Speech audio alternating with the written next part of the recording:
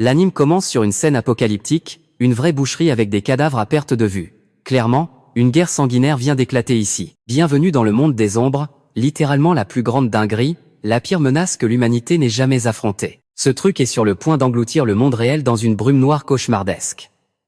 Avant que ça n'arrive, les mages doivent stopper ce massacre à tout prix. Au cœur du carnage, ce monstre qui ressemble à un dieu maléfique, c'est Arthur, et le mec avec la cicatrice sur le visage, c'est notre gars, Vance. Le frérot n'est qu'un simple roturier, mais c'est le plus cheaté du game.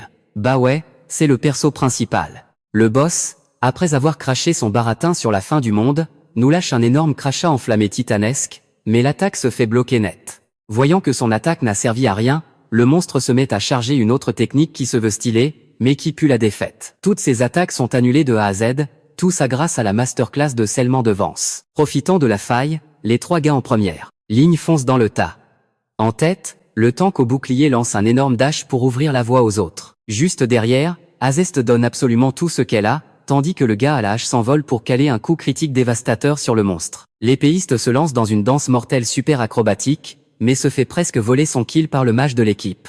Ah, attends, faux raccord, c'est un malentendu. Le mage lâche en fait un buff de dégâts max sur l'épéiste pour qu'elle puisse porter le coup de grâce à ce dieu maléfique. Après un combat de titans, ils finissent enfin par terrasser Arthur.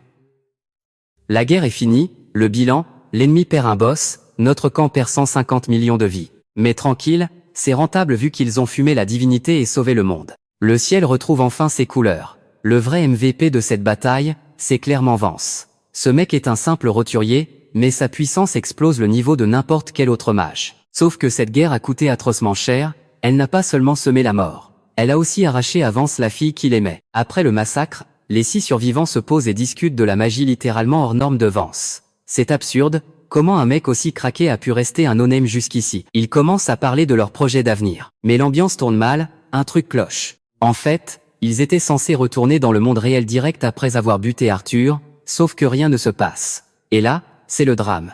Le cadavre du dieu maléfique ouvre grand les yeux et déclenche un séisme monstrueux dans toute la zone. Le noyau de son cœur renferme un mana gigantesque, et il s'apprête à vaporiser tout le monde ici avec sa dernière once d'énergie. Les survivants se regroupent en panique pour dresser une misérable barrière magique. En même temps, c'est la toute première fois dans l'histoire que l'humanité arrive à tuer Arthur, alors forcément, il y a des imprévus. Tous semblent s'être résignés à mourir. Même Vance, pourtant si puissant, est totalement impuissant. Le mana de cette horreur est d'une pureté absolue, impossible à bloquer avec les sauts de Vance. Tout le monde a accepté la mort. Notre héros ferme les yeux, prêt à y passer. Mais bordel, il n'arrive pas à y croire, il refuse de finir sur ce bad ending. Et là, bam, il rouvre les yeux. Il est dans un endroit totalement différent, un lieu qui lui donne un violent sentiment de déjà vu.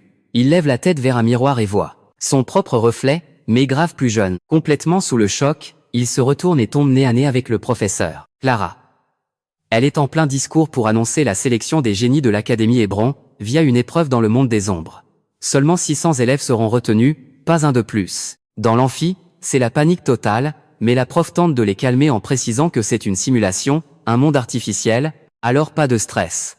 À ce moment précis, Vance tilte sur l'époque. On est en l'an 3613. Un pur isekai temporel, il vient de remonter le temps, 13 piges avant le désastre causé par Arthur. Alors qu'il traîne son spleen, il tombe sur Doric. C'est une élève de 2e année et littéralement la mage numéro 1 de l'académie, un génie absolu. Elle maîtrise l'élément feu et a pour mission de coacher les petits nouveaux comme Vance. En apprenant qu'il n'est qu'un roturier, Doric est super surprise, mais zéro condescendance de sa part, parce que c'est vraiment une meuf en or. Cette académie d'Hébron, c'est le cliché de la hiérarchie pourrie, les nobles pètent dans la soie en classe alpha, et les sans-le-sou comme Vance croupissent en classe bêta. Pour ces roturiers, c'est la galère absolue pour level up, un tas de vrais talents finissent brisés par le système. Doric fait faire le tour du propriétaire à Vance, et il recroise des visages familiers. Des potes qui n'ont pas encore passé l'arme à gauche. La nostalgie le frappe violemment. En se baladant, il tombe sur un mec. Juste en voyant sa coupe, tu sais que c'est un utilisateur d'eau. Son blaze, c'est Dominique. Doric et ce type se haïssent mutuellement, le feu et l'eau, l'embrouille classique. Dès que ce mec capte que Vance est un roturier, il lui jette un regard plein de mépris. Pour lui, les moins que rien comme Vance finiront de toute façon en classe bêta, alors pourquoi s'emmerder à passer l'examen? Bref, l'épreuve de survie va bientôt commencer. Doric escorte Vance vers l'arène pour qu'il puisse participer. Sur le chemin, une petite lueur d'espoir s'allume dans l'esprit de Vance, il a enfin l'opportunité de réécrire le scénario. Tout lui semble familier, mais le choc de revoir son crush le prend totalement au dépourvu. Il se rappelle soudain que la fille qu'il n'avait pas réussi à protéger, est aussi dans les parages. Cette fille avec de sacrés atouts, c'est Rose. Une élève de première année, exactement comme lui. En recroisant son regard, la détermination de Vance explose, sa rage de sauver ce monde devient plus brûlante que jamais. En checkant la liste de l'examen, énorme plot twist, Vance et Rose vont passer l'épreuve dans la même équipe. Bon, le mec connaît le futur par cœur donc ça ne l'étonne pas plus que ça. Mais revoir Rose le ronge de l'intérieur, car il se souvient de la douleur d'avoir perdu la femme qu'il aime. Et il s'est juré de ne plus jamais revivre cet enfer. Pour cet examen, Vance atterrit dans le groupe D, et le but de cette première épreuve, c'est de traverser le monde des ombres niveau débutant, la plaine infinie. Attendez, la plaine d'Iranst, my bad. Vu que c'est une zone artificielle générée par Hébron, c'est plutôt safe pour les petits noobs. Mais attention, les dégâts sont pris en compte. En gros, c'est du PVP ouvert, les candidats peuvent se balancer de la magie à la tronche sans pitié. Ce bouffon de Dominique refait surface, évidemment pour cracher sur notre boss Vance. Mais attention, le mec n'est pas un figurant. C'est lui qui est chargé de superviser Aurora, la prodige des lames magiques. Cette fille, Vance la connaît extrêmement bien, car c'est elle qui affrontera le boss Arthur à ses côtés dans le futur. Aurora est une épéiste d'affinité glace de génie. Et pour couronner le tout, elle possède une magie totalement imprévisible. Bref, c'est un monstre à l'épée comme à la magie, et une coéquipière en or massif pour Vance. Toujours aussi glacial et badass que dans ses souvenirs. De son côté, Doric a clairement le seum contre ce crétin de Dominique qui a récupéré une protégée aussi sublime et douée. Mais même si c'est une tuerie en face, Doric ne s'amuse pas à la comparer pour rabaisser son petit protégé, au contraire, elle hype Vance à fond pour l'examen. Le groupe D de Vance ouvre le bal. L'annonce se termine, et la gigantesque porte du monde des ombres artificielles s'ouvre. Vance, Rose et Aurora, escortés par quelques PNJ dont on se fout royalement du nom, pénètrent dans la faille. Une voix familière résonne, « Bienvenue dans la plaine d'Irest ». Pour cette session, les 6 élèves vont devoir se livrer à une course brutale, une vraie battle royale où tous les coups de crasse sont permis. Le premier qui encaisse un dégât fatal se fait éliminer instantanément. Si la mémoire de Vance est bonne, dans ce match, c'est Aurora qui fera le top 1 de l'épreuve. D'ailleurs, la reine des glaces finit par capter que Vance la fixe avec insistance. « Quoi, tu kiffes la vue ou c'est comment ?» Elle lui adresse la parole en l'ignorant superbement du regard. Elle lâche son prénom normal, ce qui fait bugger Vance, mais redescendez, ce n'est pas parce qu'elle a remonté le temps. La meuf l'a juste stalké dans les dossiers, roturier, stats physiques éclatés au sol. Elle le calme direct, « T'inquiète, je perds pas mon temps à écraser les faibles, respire. » En haut, l'annonceur lance le compte à rebours, et l'épreuve démarre enfin. Aurora fuse comme une torpille, laissant les noobs bouffer sa poussière. 2 PNJ tentent de forcer l'allure pour la rattraper, abandonnant Vance et Rose derrière. Vance, coup de bol ou pur calcul, cale son sprint pile poil avec celui de Rose, et Rose, elle, est complètement déconcentrée par les petits monstres mignons. Vance a un grand sourire en voyant sa passion pour les trucs kawaii. Mais Rose, elle, est persuadée que ce gros forceur essaie de la draguer lourdement. Voir la tête de gars sympa de Vance qui lui sourit constamment, ça lui donne la gerbe. Soudain, en pleine course, une violente boule de feu leur fonce dessus. Sentant le danger arriver à toute vitesse, Vance réagit à l'instinct, plonge et pousse Rose pour la sauver. L'attaque venait d'un PNJ spé-feu, qui se la joue en hurlant qu'il va enterrer leur petit couple ici même. Grave erreur, Rose riposte instantanément avec une bourrasque tranchante. Ah bah voilà, on découvre que Rose est une mage de vent. Le clash commence, boule de feu contre magie du vent. Mais ce bouffon au feu est tellement éclaté. Un seul sort de Rose et bam, il dégage. Le système pop-up aussitôt, il ne reste que 5 candidats dans la zone. Même si Rose a une sacrée grande gueule, elle n'oublie pas que Vance vient littéralement de la sauver. Elle le remercie en speed, mais elle a toujours autant de mal avec son sourire de gendre idéal. En tapant la discute, Vance réalise soudain la catastrophe. Ils se sont fait larguer super loin par le trio de tête. Comprenant qu'ils sont à 2 doigts de l'élimination, l'heure n'est plus à la rigolade. Rose décide de dévoiler la vraie puissance terrifiante d'une manipulatrice du vent. Elle claque un sort de bourrasque, c'est un pur banger ultra stylé. Pendant ce temps-là, au conseil de la magie, les darons sont posés en train de mater le stream du tournoi. Dans la salle, tout le monde est d'accord, la cuvée de cette année, c'est du très lourd. La vraie star du show, c'est clairement l'épéiste noble Aurora, qui roule littéralement sur les autres avec une force écrasante. Et juste après ça, les membres du conseil. Franchement, ça me fait trop de la peine pour notre Smurf Vance, qui passe juste pour un simple roturier au milieu de tous ces monstres de magie. Il n'y a que la prof Clara qui croit vraiment en lui. Bref, retour à l'action. Aurora, Elle survole littéralement son groupe tellement elle les outplaît tous. Le mec collé à ses basques se disait que, vu sa vitesse, il allait forcément franchir la ligne d'arrivée. Mais pile à ce moment-là, le gars réalise qu'il n'est en fait qu'un putain de PNJ. Un pauvre figurant balayé par la rafale de vent d'une violence inouïe lancée par Rose. Du côté d'Aurora, cette fille est une vraie dinguerie, elle tranche carrément le vent avec son épée. Elle a beau être super introvertie, quand il s'agit de fendre l'air, c'est une vraie machine. Le figurant, voyant Aurora faire sa badass, se dit « Vas-y, je tente la même ». Résultat, ses efforts finissent en PLS avec un arbre qui lui pète la gueule, poussé par la tempête de Rose. Avec cette magie de vent dévastatrice, boum, nos deux figurants sont direct éliminés du game. Officiellement, il ne reste plus que 3 survivants sur cette plaine. Vu le peu de candidats restants, Rose n'a même plus besoin de se battre. Elle n'a qu'à tracer tout droit vers la ligne d'arrivée pour valider son examen. Mais Rose, avec son tempérament de triardeuse psychopathe, ne supporte pas l'attitude faussement amicale de Vance. Elle est matrixée, il faut absolument qu'elle l'élimine. Vance, de son côté, trouve son motif complètement pété, mais bon, il se dit, tant que tu t'amuses, ma grande. Rose prépare son attaque pour carboniser Vance. Juste avant de le souffler, elle lui lâche un petit coup de pression pour qu'il abandonne. Si c'était moi, je lui aurais dit d'aller se faire voir. Et Vance, tout en douceur, décline gentiment son offre de reddition. Rose pète littéralement un câble face à ce manque de respect. C'en est trop, elle claque son ulti. Une dinguerie de cercles magiques pop de partout, et tout est ciblé droit sur lui. En un clin d'œil, une rafale colossale d'énergie magique est balancée sans pitié. Rose savoure déjà sa victoire, persuadée que Vance est complètement dead. Genre, comment tu survis à la masterclass de son ulti surpuissant? Eh bah que dalle. Plot twist, Vance est toujours debout, tranquille, sans la moindre putain d'égratignure. Le mec chill. Avec une condescendance incroyable, Vance lui explique gentiment pourquoi elle manque de puissance, tout en soulignant quand même 2 ou 3 trucs pas mal dans son attaque. Ça rend Rose folle de rage, elle est super salty. Résultat, elle caste un nouveau sort pour forcer ce mec à plier le genou. Rose donne absolument tout ce qu'elle a sur Vance. Lui, il trouve que son crush est plutôt mignonne quand elle s'énerve, alors il reste planté là à encaisser. Enfin, s'il reste immobile, c'est surtout pour balancer une magie d'inversion mathématique qui dévie toute la puissance de l'attaque. C'est là que Rose tilt, la magie d'inversion de Vance est forcément un cran au-dessus de la sienne pour réussir à contrer son sort. Le vrai mindfuck, c'est que le système affiche Vance comme le mec avec le niveau le plus claqué au sol de l'académie, et pourtant, il bloque sa magie au calme. À ce moment-là, Rose capte enfin que le level de Vance explose littéralement le sien. Vance lui annonce froidement qu'elle n'a pas le niveau, et qu'il va la sécher direct pour aller rejoindre Aurora. En entendant ça, l'ego de Rose prend un coup et elle crache tout son combo magique pour le pulvériser. Rose invoque des centaines de cercles magiques et mitraille Vance dans tous les sens.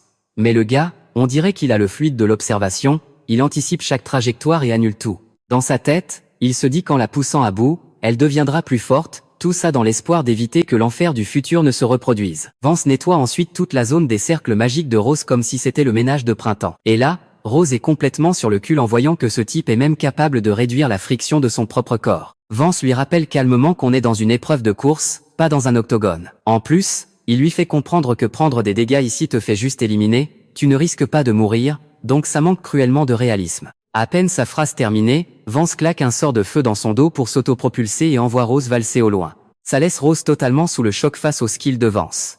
Pendant ce temps, Aurora speedait vers l'arrivée quand elle voit Vance débouler sur elle. Elle capte direct la situation, Rose s'est fait fumer par ce mec. Du coup, Aurora commence à le regarder avec beaucoup plus de respect. Aurora est obligée de s'arrêter pour un 1 contre Vance si elle veut sécuriser la ligne d'arrivée. Tout comme Rose, elle spamme une pluie de cercles magiques pour le balayer. Vance lance immédiatement son inversion pour tout contrôler, mais avant même qu'il ne puisse tout dissiper, Aurora lâche déjà une frappe magique monstrueuse. Sauf que Vance, toujours dans la sauce, arrive quand même à dévier l'attaque in extremis, évitant tout dégât critique. Ce fou furieux va même plus loin. Il hack carrément la magie de glace d'Aurora et se prépare à contre-attaquer. N'ayant plus le choix, Aurora rassemble tous ses cercles magiques restants pour balancer une attaque massive et rectiligne, histoire de le one-shot. Le coup est tellement lourd que Vance ne peut le dévier que légèrement derrière lui pour esquiver les dégâts. Et là, il nous sort une physique digne de Bollywood. Il utilise le souffle de l'explosion d'Aurora pour se propulser direct vers la ligne d'arrivée, sans même lever le petit doigt contre elle. Il a gagné, mais franchement, il n'a même pas le sourire. Parce que ce qui lui bouffe le crâne, c'est comment faire level up Aurora et Rose au maximum. C'est la seule condition pour que toute la bande puisse survivre à la tragédie qui les attend dans le futur. Du côté du groupe F, il y a un gars qui a carrément fait du 1 contre 3 et validé son examen, un certain Gideon. Une fois l'épreuve terminée, place au résultat. Le conseil de l'académie se réunit pour répartir les élèves dans leur classe. Comme on le sait déjà, La classe Alpha, c'est le club VIP réservé aux gosses de nobles et aux mages de haut niveau. Évidemment, le conseil ne va jamais placer un roturier là, dedans. Sauf que, cette année, le directeur veut faire une exception et pistonner un élève pour la classe Alpha. Et notre magnifique prof Clara a proposé Vance. Logique, il a montré un potentiel de dingue en tapant Aurora pendant l'examen. Au même moment, devant le tableau d'affichage des scores, c'est l'euphorie totale pour ceux qui ont décroché leur place en Alpha. Sauf pour Rose. Elle est complètement sous le choc, elle a géré son examen de A à Z, mais finit recalée en classe bêta. C'est quoi le délire? Elle n'est pas assez de la haute pour eux ou quoi? Après avoir découvert sa classe, Rose est dégoûtée. Les locaux de la bêta, ça pue la misère, c'est éclaté au sol. En plus, leur prof principal a une vraie tête de poivreau. Ce mec passe son temps à tailler ses élèves, en disant que la classe bêta n'est remplie que de sous-merde. Autant vous dire que l'ego de Rose prend un coup monumental, elle a trop le seum. Être bloquée en bêta, c'est un véritable cauchemar pour elle. Et le pire du pire, son voisin de table n'est autre que l'enfoiré qui s'est foutu de sa gueule pendant l'examen, Vance en personne. Rose bug total. Vance a clairement le niveau du top 1 du serveur, et il se retrouve en bêta, lui, il s'en bat royalement les reins. Il se contente de la regarder avec un petit sourire narquois, ce qui fout Rose encore plus en rogne. Vance savait très bien que, même en étant le plus grand des génies, sa place finirait en bêta. Même avec le soutien de la prof Clara, le destin ne change pas. Clara, c'est vraiment la seule figure maternelle pour Vance, celle qui était là pour lui à l'orphelinat. Tout le corps enseignant a violemment recadré Clara quand elle a osé pistonner Vance pour la classe Alpha, malgré ses perces exceptionnelles. Le système est pourri jusqu'à l'os. Cette académie est divisée par un mur de classe sociale indestructible, et ça ne changera pas de sitôt. Mais pour Vance, la classe, c'est juste un détail. Il sait pertinemment que la bêta cache des pépites. Son but ici, c'est d'aider tout ce beau monde à éveiller son plein potentiel pour être prêt à affronter le monde des ombres. Déprimée dans cette classe bêta toute ghetto donne envie à Rose de snober tout le monde pendant la pause, alors elle pique un somme. C'est pile à ce moment-là que le fameux crack du groupe F, Gideon, vient la brancher.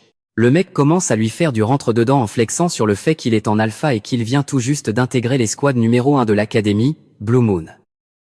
Le plan de Gideon, c'est de recruter une pépite comme Rose dans son équipe. Elle est un peu perdue mais flaire le bon filon. Si ça se trouve, en rejoignant cette team, l'académie la fera passer en alpha. Sauf que, on le sait, rien n'est gratuit dans la vie, et Gideon lui pose ses conditions. En gros, si elle veut entrer dans la guilde, elle doit sortir avec lui. Rose pique un phare. Ok, elle kiffe les beaux gosses, mais là, le type est quand même un gros charreau, ils viennent de se croiser et il lui demande déjà de dater. Franchement, c'est mort, elle n'est pas d'accord. Et vas-y que Gideon sort ses pires disquettes de drague, du style coup de foudre où, une noble comme toi ne mérite pas la bêta. N'empêche, c'est beaucoup trop soudain, et comme Rose veut garder la face, elle ne cède pas tout de suite. Gideon le prend bien, en mode tranquille. Il file à Rose une sorte de relique de son village natal. Et elle empoche direct le cadeau de ce forceur, au fond, on sait qu'elle kiffe l'attention. Gideon lui sort le grand jeu, je ne donne ça qu'aux personnes vraiment spéciales. Dès que Gideon se casse, Vance pop de nulle part et fait faire une crise cardiaque à Rose. Bizarrement, Vance reste super chill alors qu'un autre mec essaie clairement de lui piquer son crush. On dirait qu'il avait déjà tout prévu. Vance lui lâche calmement qu'il a la même requête que Gideon, il veut que Rose rejoigne sa propre team. Évidemment, vu le timing, Rose le rembarque cash. Bah ouais, elle vient de se faire draguer par un gosse de riche qui lui promet monts et merveilles, alors Vance n'a aucune chance. Sauf que, intérieurement, Vance est en panique. Si elle accepte, ça va être une erreur fatale. N'ayant plus le choix, il passe en mode technique de fourbe. Il lui glisse une lettre et lui ordonne de la lire uniquement quand elle sera seule. Rose, persuadée que c'est une vieille lettre d'amour bien mièvre, le regarde avec un petit sourire moqueur. Mais Vance se penche et lui murmure à l'oreille, « Détruis-la dès que tu l'as lu, sinon c'est la merde. » Avec un coup de pression pareil, dès que Vance tourne les talons, Rose ouvre direct la lettre. Une fois la lecture terminée, elle est en sueur. Ce taré de Vance connaît absolument tous ses secrets les plus sombres. Pendant ce temps, Vance s'est barré pour retrouver ses futurs camarades de combat. Et sa prochaine cible, c'est ce gamin aux cheveux bleus. Il s'appelle Nolan.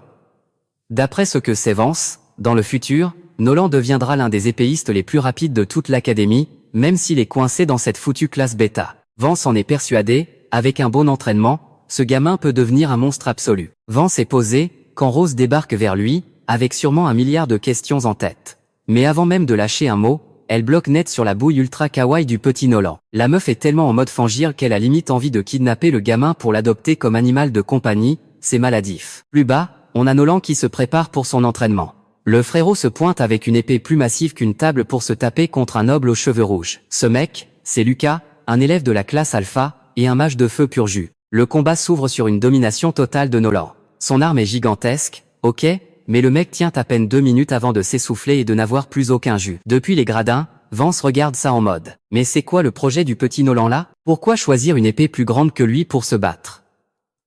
L'adversaire saute sur l'occasion pour spammer les attaques sur Nolan. Le gamin trouve une fenêtre de contre, il met toute sa vie dans son coup. Mais ça passe pas. Résultat, Nolan se fait désarmer et perd le duel. Lucas a gagné, ouais, mais il a le somme de s'être mangé un coup par le gamin. Du coup, ce rageux s'avance pour coller une grosse patate dans la gueule de Nolan. En voyant ça, impossible pour Vance de rester les bras croisés. Il fonce dans l'arène pour s'interposer, en lâchant un petit trash talk bien salé à Lucas, t'es vraiment la pire des pourritures, l'incarnation même de la lâcheté. Piqué au vif, cet aristo de pacotille lève son épée pour foudroyer Vance. Mais bon, face à un vieux PNJ de son espèce, Vance arrête la lame à main nue, normal, et lui lâche un regard noir terrifiant, ça suffit amplement. Lucas sent que ça pue la mort pour lui, alors il prend la fuite comme un lâche. Juste après cette dinguerie, Nolan prend le temps de panser délicatement la blessure de Vance. Le pauvre est en plein bad trip, il se sent archi coupable d'avoir mis Vance à dos avec toute la classe alpha. Mais Vance, fidèle à lui-même, il s'en tape royalement. Nolan en profite pour se présenter à Vance et Rose. Et évidemment, le petit n'oublie pas de remercier son sauveur. Nolan jure de lui rendre l'appareil, et lui dit que s'il a besoin de quoi que ce soit, il est là. Une fois Nolan parti, Rose se rappelle soudainement de ce qu'elle voulait demander à Vance. Maintenant qu'ils sont en tête, Vance lâche une énorme bombe, il connaît déjà le véritable passé de Rose. Il sait qu'elle n'est pas une vraie noble, et que ce titre d'aristo pour flex devant tout le monde, ses parents ont juste lâché une blinde de thunes pour l'acheter. Et forcément, tous les profs de l'académie sont au courant de la douille, d'où son placement dans la classe bêta. Vance lui rappelle aussi son conseil, fuis la team de Gideon. Au fond, cette enflure considère les roturiers comme de vulgaires rats d'égout. C'est pour ça que Vance veut la recruter dans sa propre escouade. Au début, Rose est en mode, hors de question que je fasse équipe avec ce mec. Mais gros plot twist dans son attitude quand elle capte que Nolan et Vance vont s'associer. En plus, Rose trouve que Vance est vraiment un ovni, le mec en sait beaucoup trop sur elle, sans parler de son énorme smurf lors de l'examen d'entrée. Du coup, elle accepte de rejoindre la team. Mais elle lâche un coup de pression en affirmant qu'elle finira par percer à jour les secrets de Vance. Flashback, dans le passé, la mère de Nolan lui a confié une épée, le symbole ultime de l'amour, que son père leur portait, tant que la lame brillait. Sauf que d'un coup, l'épée se brise en 1000 morceaux entre les mains de Nolan, le plongeant dans la terreur totale. Ce cauchemar horrifique fait hurler Nolan qui se réveille en sursaut. Ce matin-là, notre trio, Vance, Rose et Nolan, se pointe direct devant le bureau du professeur Clara. Le but de l'expédition de Vance avec ses deux recrues? Officialiser la création de leur team.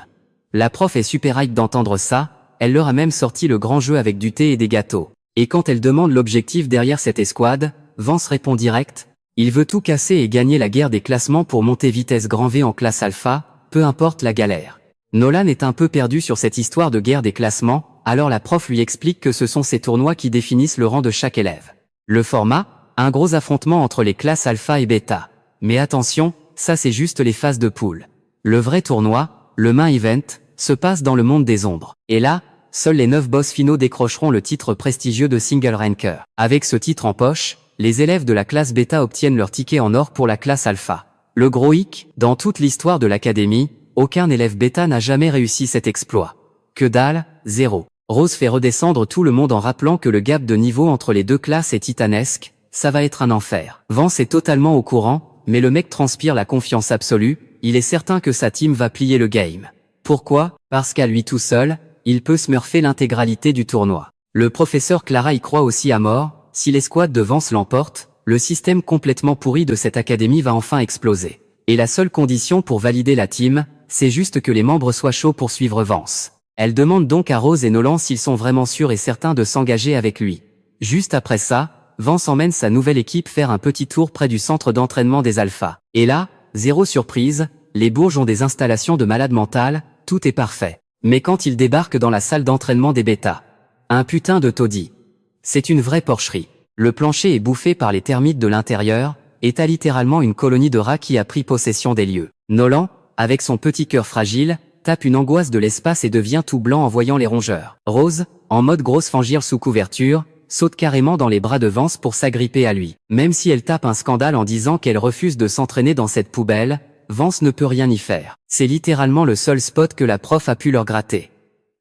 Alors, qu'ils le veuillent ou non, la petite bande doit se taper un ménage de l'extrême pour pouvoir s'entraîner. Un peu plus tard, Nolan ouvre les yeux et hallucine, la porcherie s'est transformée en une salle presque potable, grâce au tryhard monumental de Vance et Rose pour tout récurer. Rose, qui vient de survivre à la guerre des rats, n'a qu'une seule envie, foncer sous la douche pour s'arracher cette odeur fétide de la peau. Mais Vance lui lâche une masterclass, écoute, t'es déjà dégueulasse, alors on enchaîne direct sur l'entraînement.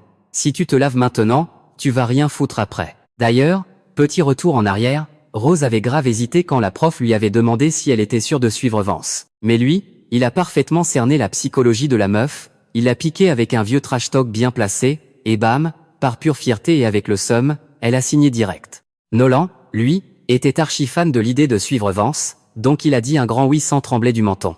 Mais maintenant qu'ils sont tous embarqués dans la même galère, il faut obéir au capitaine Vance au doigt et à l'œil, et ça fait péter un câble à Rose. La toute première leçon de Vance pour Rose, level up sa précision magique. Elle est hyper confiante, elle invoque plusieurs cercles de magie en un éclair et vise pile l'endroit indiqué par le boss. Même si Rose a touché la cible, Vance fait son difficile. Il veut un tir parfait, en plein dans le mille, au millimètre près. En entendant ça, Rose est sidérée. Pour elle, c'est littéralement humainement impossible de faire un truc pareil. Pourtant, Vance le sait très bien. Rose a le potentiel pour devenir une mage exceptionnelle dans le futur, le genre de monstre où chaque attaque fait mouche. Mais il veut la pousser dans ses derniers retranchements pour qu'elle devienne encore plus cheatée. Du coup, il recommence à la troller salement en lui disant qu'elle devrait plutôt faire carrière dans le balayage. Évidemment, la meuf bout de rage intérieurement, mais elle ne peut absolument rien faire. Elle ravale sa fierté et obéit aux ordres pour s'entraîner.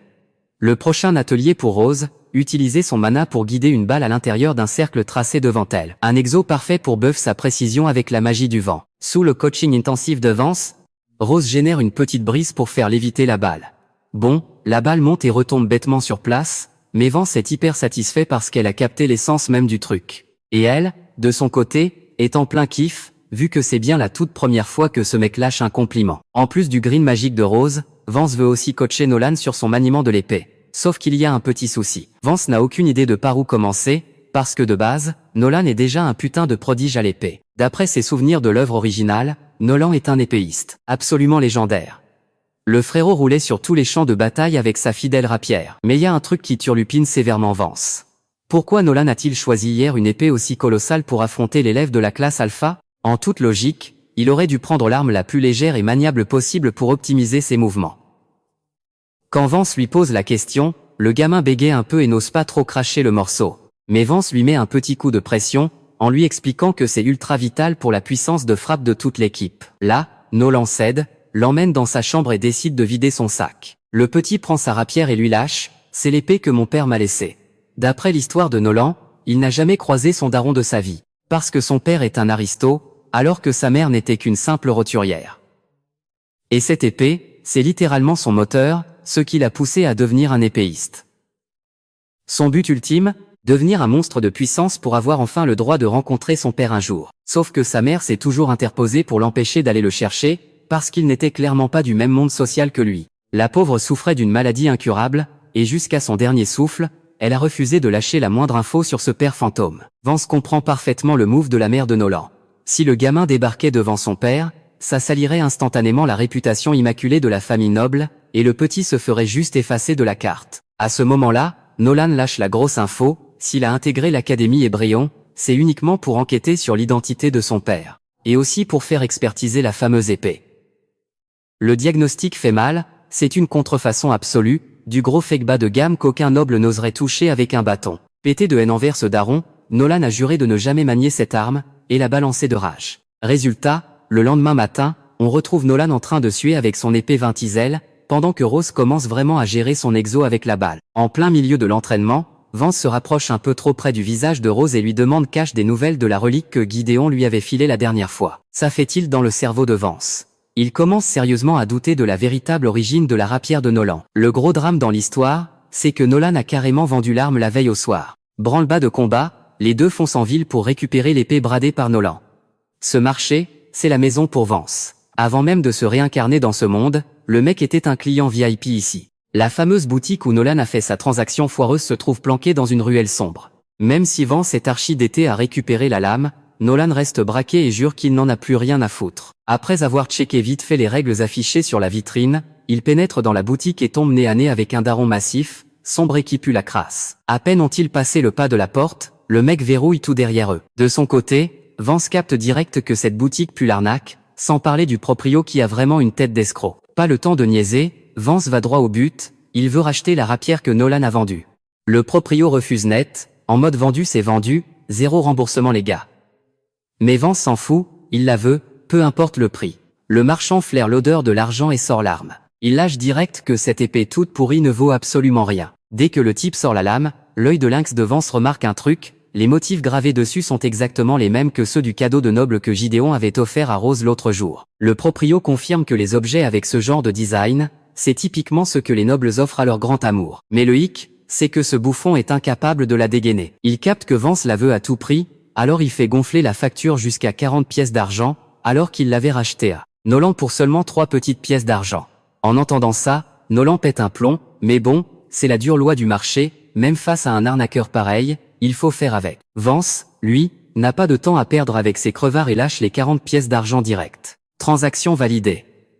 Mais Sera de boutiquier se fout de sa gueule en lâchant qu'il n'arrivera jamais à la dégainer. Sauf que c'est mal connaître Vance, grâce à sa vision magique cheatée, il déchiffre direct les runes cachées sur la lame. Dans la foulée, il file l'arme à Nolan en lui donnant la technique, il suffit d'appuyer fort sur la petite fente au milieu du manche. Boum, Nolan dégaine la rapière sans forcer. Et là, on découvre une lame étincelante, une vraie dinguerie visuelle.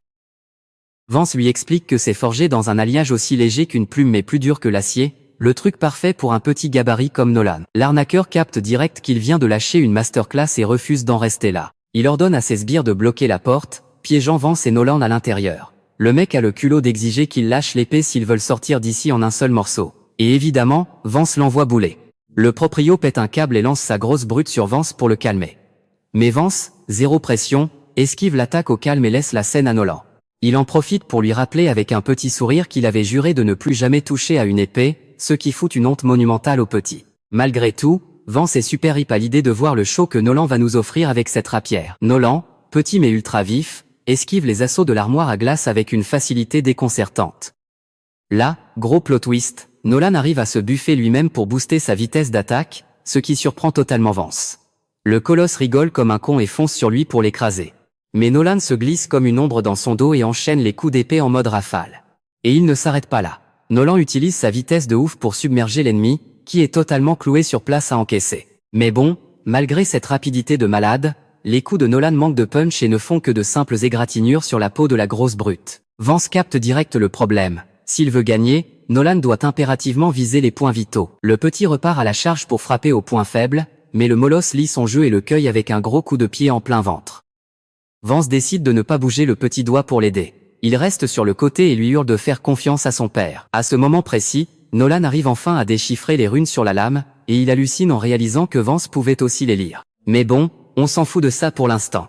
L'urgence absolue, c'est que Nolan gagne ce combat, point barre. Il fonce une nouvelle fois, et cette fois, c'est lui qui a lu dans le jeu de son adversaire. Il esquive magistralement la feinte du géant et contourne pour arriver direct dans son dos. Le mec avait cramé l'esquive de Nolan, il se retourne d'un coup et balance son épée lourde pour le trancher en deux. Mais bam, Nolan lâche toute sa puissance, tranche la grosse lame de son adversaire net en deux, et le met KO direct avec le pommeau de sa rapière. Fin du game. Nos deux héros s'apprêtent à sortir tranquilles, quand le gérant leur lâche avec arrogance que sans ses sbires, personne ne peut ouvrir cette porte. Nolan s'emballait complet de ce qu'il bave. Il donne un seul coup d'épée, et la porte se fait trancher en deux. L'après-midi même, pour récompenser les efforts de malade de Nolan pendant le combat, Vance lui offre des bonnes vieilles brochettes de viande. Le petit Nolan est touché en plein cœur de voir que Vance le traite aussi bien, c'est trop mignon. Faut dire que depuis la mort de sa mère, Nolan était complètement paumé dans sa vie. Mais depuis qu'il traîne avec Vance, il a retrouvé le sourire. Dans sa tête, il remercie silencieusement ses parents et espère qu'ils veillent sur lui d'en haut. Au même moment, de son côté, Rose se donne à fond sur l'entraînement de lévitation de balles donné par Vance. Après s'être vautré un paquet de fois, elle réussit enfin à caler la balle pile au bon endroit. Franchement, ça aurait été parfait si Vance avait été là pour admirer l'exploit. Motivée, elle passe direct à l'exercice de précision. La meuf nous lâche 5 cercles magiques qui tirent tous en même temps, et bam, tout atterrit en plein dans le mille. Masterclass totale, mais c'est dommage, elle est toute seule pour fêter ça. Du coup, elle commence à se faire un peu chier et décide d'aller faire un tour du côté des Bourges de la classe Alpha pour voir Gideon. Là, ce snob de Gideon l'invite direct dans un resto ultra chic à l'intérieur même de l'académie. Ce mec est persuadé qu'il est en plein rencard amoureux avec elle. Sauf que Rose, elle s'en fout royalement, elle ne se pose aucune question et défonce toute la bouffe sur la table. Une fois bien calée, énorme plot twist. Rose lui rend cash le cadeau qu'il lui avait offert la dernière fois. Gideon bug complet, il est à la fois paumé et grave vexé. Du coup, elle lui balance sans filtre qu'elle a déjà rejoint une autre équipe dans la classe bêta. Et ce n'est pas tout, son capitaine, Vance, l'a énormément aidé à s'entraîner. Le souci, c'est que Gideon, lui, a toujours méprisé les roturiers qu'il traite littéralement comme des déchets. Or, manque de bol, Rose vient exactement de ce milieu-là. En entendant cette dinguerie, Gideon change de visage direct, mais il tente de garder son sang-froid en se persuadant que Rose lui raconte des bobards. Sauf qu'elle n'a pas du tout honte de ses racines et lui confirme droit dans les yeux que c'est la pure vérité. Et là, c'est le drame. Gideon pète un câble et jure qu'il ne l'invitera plus jamais dans son équipe d'élite. Rose en rajoute une couche et lâche que son équipe va carrément participer au tournoi de classement pour monter jusqu'à la classe alpha. En entendant ça, le mec voit rouge et la menace de broyer son équipe de clochards. Juste avant de se casser, Rose a l'audace de le remercier gentiment pour le repas de roi, ce qui met Gideon dans une rage noire. Quel troll monumental. Et pour la petite histoire, on apprend qu'à l'époque, le daron de Gideon a été décapité par des roturiers. Le pire dans tout ça, c'est que le petit Gideon a assisté à la scène de ses propres yeux. Tu m'étonnes que le mec ait une haine viscérale envers les gens du peuple. Le lendemain matin, toute la team de Vance est au rapport dans le monde des ombres artificielles, prête pour le tournoi de promotion. Et comme prévu, il roule littéralement sur les équipes des phases de poule, enchaînant une série de victoires de malade pour grimper dans le classement. Grâce à ses premiers combats, l'équipe commence à avoir une synergie de fous furieux. En un clin d'œil, il se hisse à la 30e place du tournoi. C'est à partir de là que Vance annonce la couleur, fini de jouer, les vrais combats commencent maintenant. Dans son bureau, la prof Clara capte les rumeurs sur la série d'invincibilité de Vance. Mais elle prie pour qu'il reste sur ses gardes à partir de maintenant, parce qu'il y aura forcément des crevards prêts à utiliser les pires coups bas pour arracher la victoire. Pendant ce temps-là, le prof de la classe alpha tape la plus grosse crise de nerfs de sa vie en voyant qu'une team de bêta monte aussi vite. Ce vieux qu'on refuse catégoriquement de laisser le moindre roturier poser un orteil dans sa prestigieuse classe alpha.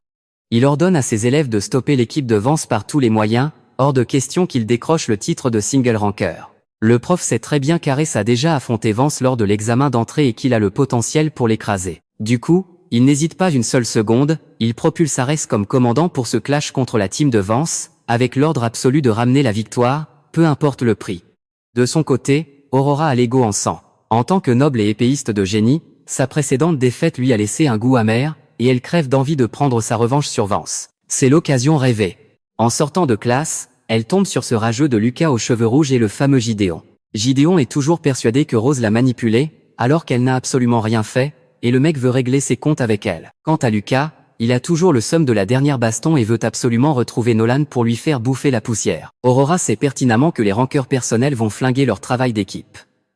Mais bon, en tant que chef, elle leur donne le feu vert pour agir comme bon leur semble pendant le combat à venir. Pourquoi? Parce qu'elle-même a une putain de vengeance à prendre sur Vance. Pendant ce temps, chez les boss de l'équipe de Vance, l'entraînement est intensif pour le prochain tour. Cet après-midi-là, Vance traîne ses deux coéquipiers à la bibliothèque de l'académie. Et là, le mec leur balance une montagne de bouquins d'histoire en exigeant qu'ils apprennent tout ça par cœur. Rose pète un câble et ne comprend pas pourquoi ils doivent se farcir toutes ces leçons d'histoire qui n'ont aucun rapport. Vance, toujours avec un coup d'avance, leur explique que le tournoi de promotion se déroulera dans le monde des ombres, où plein d'événements historiques vont être littéralement recréés. S'ils arrivent à empêcher ces événements de se produire, c'est bingo, ils passent le tour avec succès. Rose et Nolan sont en sueur, s'imaginant déjà devoir engloutir toute la bibliothèque. Sauf que Vance, vu qu'il s'est réincarné dans ce monde, sait exactement quel événement va apparaître dans le monde des ombres. Du coup, il a juste sélectionné les quelques bouquins essentiels. Sauf que pendant que Vance dévore les pages super concentrées, Nolan et Rose n'arrivent pas à retenir le moindre mot. La vraie raison? Rose repense au fait que Nolan est sorti en tête avec Vance l'autre jour, et elle crève de curiosité de savoir ce qu'ils ont fabriqué. Le petit Nolan devient tout rouge et ne veut absolument rien lâcher, mais Rose est bien décidée à lui tirer les vers du nez. En pleine embrouille, Rose balance carrément un bouquin qui atterrit en plein sur la tête de Vance, qui désespère de voir que ses deux acolytes ne prennent rien au sérieux. Et c'est pile à ce moment-là que, venu de nulle part, Arrêt déboule dans la bibliothèque et se dirige droit vers notre trio. Ar se tient à côté de Vance, elle le fixe avec une intensité de malade, on peut couper la tension au couteau. Après un moment de blanc total, Aurora se décide enfin à lâcher le premier mot pour saluer Vance. À ce stade, Vance sait pertinemment qu'Aurora a rejoint l'escouade la plus pétée de l'académie, la fameuse Blue Moon. Et il a cramé direct son objectif, elle est là pour lui lancer un duel au sommet. Aurora bug un peu, limite choquée qu'il lise en elle comme dans un livre ouvert. Elle en profite pour s'excuser de l'avoir pris de haut par le passé, mais attention, elle annonce direct la couleur. Elle va l'écraser pendant le tournoi de promotion. Vance, ça le hype de fou. Lors de leur premier affrontement, il avait tout donné exprès pour allumer cette putain de flamme de détermination dans ses yeux. C'est ce qui va la buffer indirectement et empêcher qu'un futur sombre ne se reproduise. Avance rapide de quelques jours, le tournoi de promotion est enfin là, la hype est totale. L'arène est massive, avec 4 portails de téléportation prêts à cracher les participants. C'est pas un petit event, même les journalistes sont sur le coup pour interviewer les profs. Vance capte direct le stress de sa team, car là, ils vont affronter les monstres absolus de l'académie. Mais contre toute attente, Rose et Nola ont l'air sereins. Pourquoi? Parce qu'ils ont une confiance aveugle en leur boss, Vance. Les 3 pénètrent dans l'arène sous une clameur incroyable. Le public hurle à s'en arracher les cordes vocales. Sur place, que du lourd, uniquement les escouades de la classe Alpha. Et devinez quoi? La team de Vance va pop au même point de départ que la Blue Moon d'Aurora. Le hasard fait bien les choses.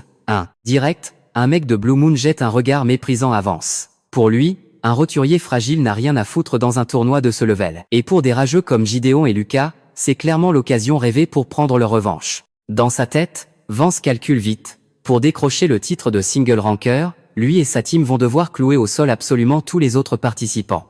L'autre option? Finir le raid du monde des ombres. Les portails s'activent et balancent les candidats dans le monde des ombres. Au moment de franchir le seuil, Vance, en bon leader, lâche un discours de motivation à ses 2 potes. Il y croit dur comme fer. Cette game, elle est pour eux. Bam, téléportation. Vance atterrit au beau milieu d'une forêt. Le système annonce direct la couleur, les points de spawn sont totalement aléatoires. Alors qu'il cherche à rejoindre son escouade, il esquive in extremis une attaque furtive de l'espace. Le sniper? C'était une meuf de Blue Moon. Cette fille aux cheveux bleus se met à spammer des sorts de glace sur lui. Mais Vance ne transpire même pas, il fait fondre ses attaques avec son pouvoir de feu. La meuf commence à capter que le gars en face, c'est pas un PNJ. Du coup, elle passe en mode triarde, combinant magie de l'eau et magie de glace pour lui balancer un combo dévastateur. Vance recule d'un pas, mais garde son sourire insolent pour la trash talker salement. Il lui balance. Sérieux? C'est ça la magie de la classe. Alpha, c'est juste pour faire joli. La meuf aux cheveux bleus pète un câble et invoque un énorme blizzard tourbillonnant qui engloutit Vance pour le réduire en miettes. Persuadée d'avoir plié le game, elle se la pète grave et demande à Vance s'il a des dernières volontés avant de clancer. Sauf que, même si son attaque a l'air impressionnante, Vance sait très bien que cette magie de seconde zone ne peut pas l'égratigner. Il lui crache ses 4 vérités au visage, et croyez-moi, ça touche. Pile dans son ego de bourgeoise. Elle aggrave le seum. En une fraction de seconde, c'est le plot twist. Vance dissipe tout avec son calcul inversé de l'infini. Cette noble arrogante refuse d'y croire, pour elle, sa technique c'est un truc de crasseux. Vu qu'elle passe son temps à regarder tout le monde de haut, Vance décide de lui donner une putain de masterclass sur comment utiliser la glace, et surtout, une grosse leçon d'humilité. Il lui renvoie une attaque de givre monumentale qui la transforme en stalagmite éternelle. Bam, éliminé direct, c'est ciao. Au même moment, l'annonce système tombe, il ne reste plus que 29 survivants dans le monde des ombres. Pendant ce temps, un autre élève de la classe Alpha atterrit en plein milieu d'une immense plaine herbeuse. Le mec est tellement feignant qu'il décide de piquer un somme au calme. Alors qu'il chilait les cheveux au vent, une rafale ultra-violente sort de nulle part et lui met une patate cosmique en pleine face. Éliminé sur le coup, le gars n'a rien vu venir. Ce coup de vent magique, c'était signé Rose. En fait, elle et Nolan ont réussi à se retrouver, et ils nettoient la map de tous les noobs pendant qu'ils cherchent leur boss, Vance. Le cheat code de Rose, c'est qu'elle a un putain de radar pour détecter la présence des ennemis. Résultat, il farme les kills tranquilles. Son radar s'affole quand elle repère d'autres mecs de la classe Alpha juste à côté. Elle en profite pour balancer son attaque, mais manque de bol, 2 d'entre eux grillent sa position. Et ouais, son sort de détection a un énorme malus, il révèle aussi là où elle se cache. Fidèles à eux-mêmes, ces pourritures de la classe Alpha voient une roturière et commencent direct à la rabaisser comme des chiens avant même de faire quoi que ce soit. Rose ne se laisse pas faire et les clash secs, l'Alpha, c'est juste des gosses de riches qui ont le melon. Nolan, lui, il s'en fout du blabla. Il rush direct pour les découper, mais son coup est stoppé par un mec avec une grosse épée lourde. La tension monte à 1000 à l'heure, les deux camps sont chauds bouillants, le clash éclate. Nolan utilise son agilité de dingue pour contourner le tank à l'épée, mais le pote de l'ennemi balance une contre-attaque magique aqueuse. Nolan est forcé de faire des esquives de malade mental. Changement de strat. Nolan se met à courir à la vitesse de l'éclair autour d'eux, créant une vraie prison de mouvement pour brouiller les pistes. Totalement en panique, le guerrier à l'épée bourrine le sol pour soulever un immense nuage de poussière, donnant une couverture à son pote pour préparer un sort. Mais les gars, vous croyez vraiment que ça va arrêter Rose? Elle balance un sort de vent d'une précision chirurgicale, un vrai imbo. Elle lâche d'ailleurs une punchline légendaire en leur disant qu'ils sont complètement teubés, en canalisant leur magie. Ils signalent direct leur position. Il ne reste plus que le tank à l'épée. Rose prépare son finisher pour le faire déconnecter de la matrice une bonne fois pour toutes. C'est une win pas vraiment difficile, mais le duo est refait. Fin fact, pendant tout le fight, Rose savait très bien que Vance chillait en mode furtif juste derrière pour juger leur niveau. Et Vance, il est super fier, il voit que ses potes ont level up comme des fous et il n'arrête pas de les féliciter pour leurs efforts. Sauf que Rose est un peu salée. Pourquoi?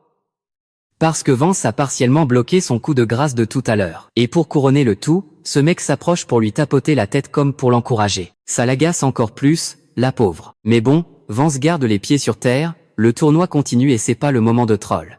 Ailleurs sur la map, les randoms se font purger à la chaîne, c'est un vrai carnage. Et en un clin d'œil, il ne reste plus que 10 à 8 survivants dans le monde des ombres.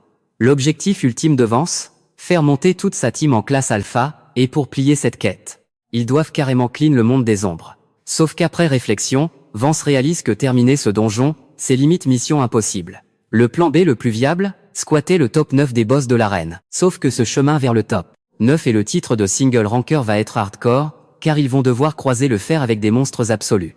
Nolan, toujours en mode shonen, et ultra confiant, il sait qu'ils vont y arriver. Alors qu'il brainstormait, une pluie battante s'abat sur eux, forçant la team à camper sous un arbre gigantesque. Rose regarde ses deux potes et se dit un truc de fou, jamais elle n'aurait cru avoir une seule chance de rejoindre la classe alpha. Elle frissonne en imaginant le désastre si elle avait écouté les bobards de Gideon à l'époque. Voyant Rose bader un peu, Vance lui refait son fameux être pas très confortant.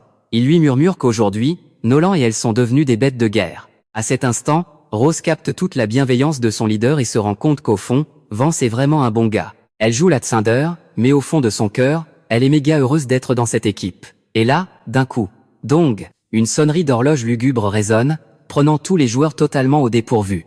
Vance reconnaît direct le bail, c'est les vents de l'horloge, un truc historique qu'il leur avait fait réviser. La tour d'horloge Prios, c'est une relique magique de dingue. Quand elle balance son énergie vers le ciel, le monde des ombres se met à spawn une armée de démons. Les organisateurs balancent la notif, la phase de survie a officiellement commencé. Chaque participant va devoir tryhard pour survivre à la vague de monstres vomis par la tour. Du côté de la salle des profs, c'est les pronostics, tout le monde crache sur la classe bêta, affirmant qu'ils vont se faire soulever par les démons et wipe très vite. Mais la prof Clara, elle, a une peur bleue pour les squads de Vance. Elle prie pour qu'ils s'en sortent. De retour sur la map, la team de Vance renifle une odeur immonde qui vient du sol. Soudain, un rat géant mutant jaillit de la terre. Pris de panique, Nolan et Rose bondissent pour s'agripper à Vance, terrifiés. Sauf que le rat n'est pas venu seul. Il pousse un cri strident, appelant une horde de plusieurs milliers de rongeurs de l'enfer à l'attaque. L'ambiance devient critique, il tape un sprint monumental. Vance a très vite compris que ces rats sont de vrais démons, assoiffés de sang humain.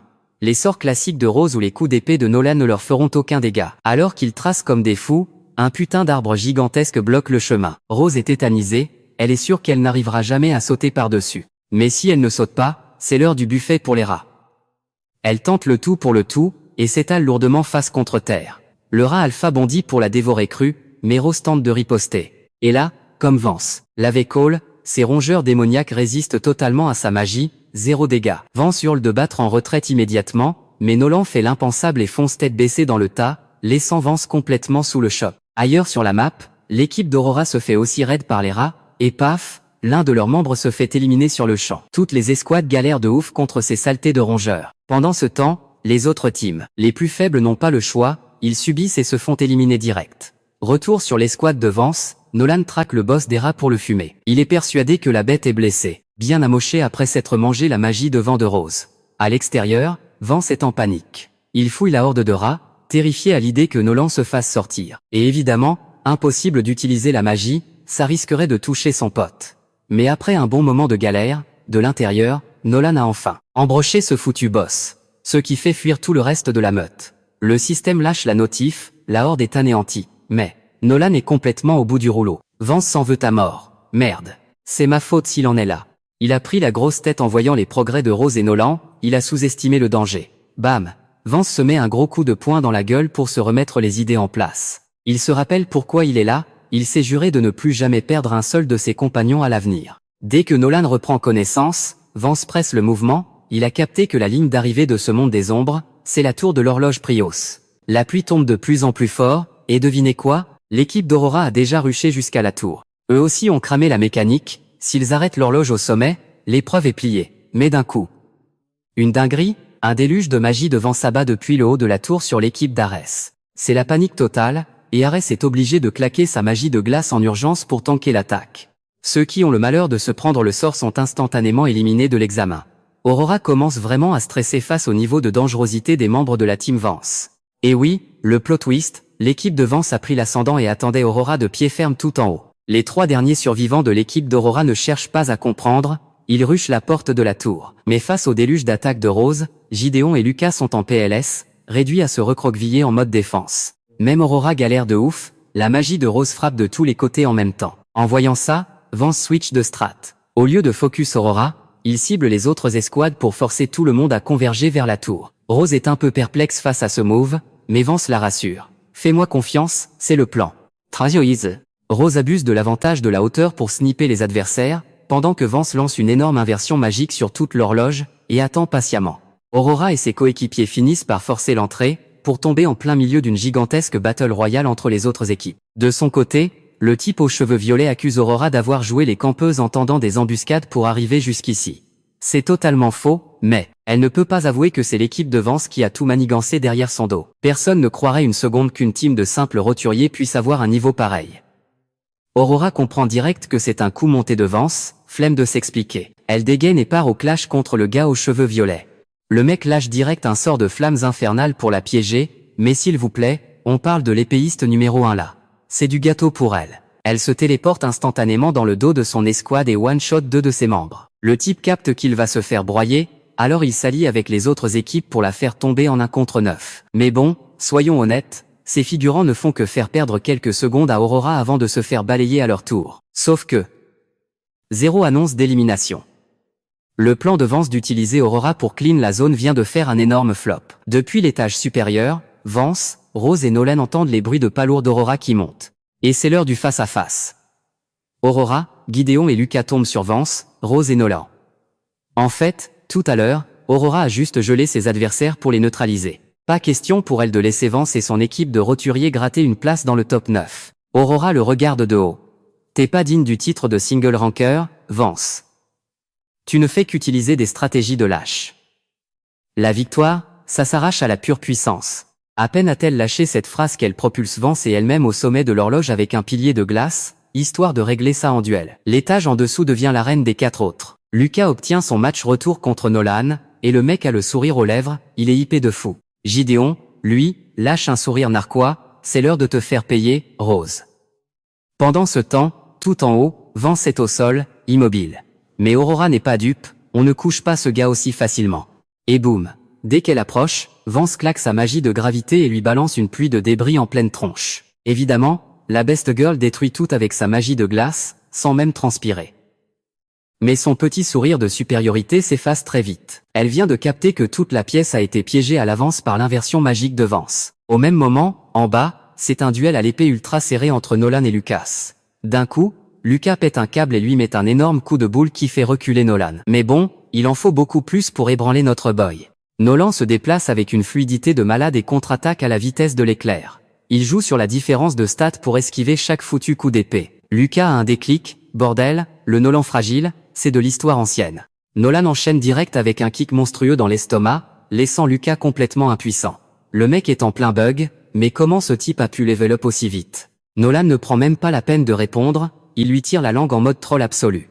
Lucas a la bave aux lèvres de rage. Par contre, côté Rose, c'est la sauce face à Gideon. À force de spammer ses attaques, sa barre de mana est dans le rouge. Gideon voit l'ouverture pour l'achever, mais gros coup de chance. Un énorme bloc de glace du combat d'Aurora s'effondre du plafond pile sur Gideon, lui bouchant complètement la vue. Rose ne se fait pas prier, elle en profite pour le harceler d'attaques sous tous les angles. Gideon commence à transpirer, alors il active le collier magique à son cou pour souffler le nuage de poussière et de givre. Sa ligne de mire est dégagée. Il dégaine sa lame et fonce tout droit sur Rose. L'avantage change de camp en une fraction de seconde. Faut pas oublier que Rose est une mage à distance, le corps à corps contre un tank comme Gideon, c'est l'enfer pour elle. Consciente qu'elle n'a aucune chance, Rose tente la carte de la diplomatie. Elle bloque sur le collier de Gideon. C'est exactement le même que celui qu'il lui avait offert à l'époque. Gideon la regarde avec dégoût. Ne rêve pas, une roturière crasseuse comme toi n'aura jamais droit à un tel cadeau venant de moi. Mais Rose le fixe droit dans les yeux. Noble ou roturier, on a le même sang. On est tous des humains, il n'y a aucune différence. Ces mots font péter les plombs à Gideon, ça ravive son pire traumatisme. Il lui hurle au visage que la noblesse sera toujours au sommet, à des années-lumière de la plèbe misérable. Sur ces mots, sa bague s'illumine et un cercle de feu engloutit Rose. Elle parvient à bloquer le premier impact, mais la vague suivante la projette violemment contre le mur. En voyant Rose cracher du sang, Nolan lâche complètement son duel et fonce secourir sa coéquipière. En face, l'ego de Gideon a explosé. Il ordonne à Lucas de dégager. Il veut fumer les deux en même temps. Rose est à sec de mana, elle agrippe Nolan. J'ai besoin de temps pour régénérer. Retiens-le, s'il te plaît. Compte sur moi. Nolan fonce tête baissée. Mais Gideon refuse le combat loyal, il claque la magie de son collier pour plaquer Nolan contre la roche et rucher Rose. C'était sans compter sur Nolan, qui s'arrache de l'emprise in extremis et lâche un coup d'épée chirurgical, tranchant net l'artefact au cou de Gideon. Masterclass, cette frappe de génie a même laissé une belle cicatrice sur la gueule de Gideon. Le noble perd pied, mais il refuse catégoriquement que Lucas l'aide. L'aggro est à 100% sur elle, Rose l'a bien compris. Elle dit à Nolan, je me le fais en solo. Toi, va t'occuper de Lucas en premier. Mais Nolan refuse net. Pour lui, c'est hors de question, ils doivent tous les trois décrocher le titre de single ranker. Vance leur a donné la flamme, et c'est sûr et certain que leur leader ne laisserait jamais un Nakama derrière. Entendre ça, ça rebooste Rose à 2000%. Elle se remet en garde, épaule contre épaule avec Nolan. Au même instant, tout en haut de la tour, le duel de boss entre Aurora et Vance atteint un niveau de tension irrespirable. Puisqu'il n'y a pas de ligne d'arrivée cette fois, Vance n'a pas le choix, il doit terrasser Aurora pour le titre. Celle-ci ouvre le bal avec un sort de glace surpuissant, mais c'est un échec cuisant, l'attaque est pulvérisée par l'inversion magique de notre héros. Aurora capte qu'entrer au corps à corps, c'est mort. Elle passe donc en mode artillerie lourde. Elle invoque des icebergs colossaux pour l'écraser. Vance, lui, zéro stress. En quelques claquements de doigts, il efface littéralement toute la magie d'Aurora. Un banger absolu. Le pire, c'est qu'il se permet de contre-attaquer avec les flammes infernales pour l'étouffer. Après quelques échanges, le constat est sanglant, Vance domine totalement le combat. Aurora ressent le fossé de puissance absolue qui les sépare.